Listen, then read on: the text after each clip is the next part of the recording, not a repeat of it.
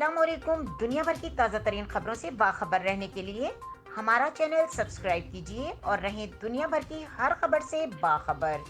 رخ کریں گے ساہیوال کا، جہاں سے رپورٹ کر رہے ہیں ہمارے نمائندے ایڈوکیٹ امتیاز۔ ڈویژنل پریس کلب کی کمشنر سے ملاقات۔ کمشنر علی بہادر قاضی نے ڈویژنل صدر پیر سید طمطراق شاہ کو کمشنر آفس میں ویلکم کیا۔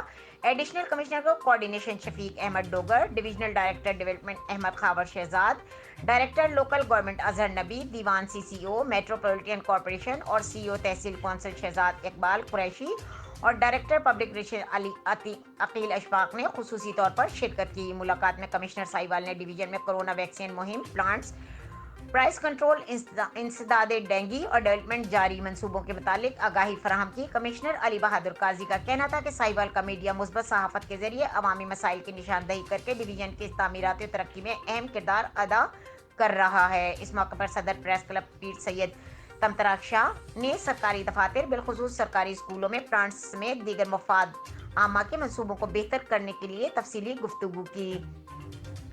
کمشنر نے مثبت تجاویز پر صدر پریس کلب پیر سید طمطراق شاہ، ان کے وفد کا شکریہ ادا کیا اور متعلقہ اداروں کو فوری ایکشن کے لیے احکامات جاری کیے۔ اس موقع پر گلفام حیدر قریشی، میاں شبیر احمد چٹھا، شاکر ہاشمی، سید حارث علی شاہ گیلانی، رانا سہیل اقبال، شکیل احمد شاہ، علی رضا دلاور، سلطان ڈھکو، مہر حسن عبداللہ، ناز CCO metropolitan corporation Shahzad Iqbal Qureshi کی کاوشیں بھی سراہا گیا۔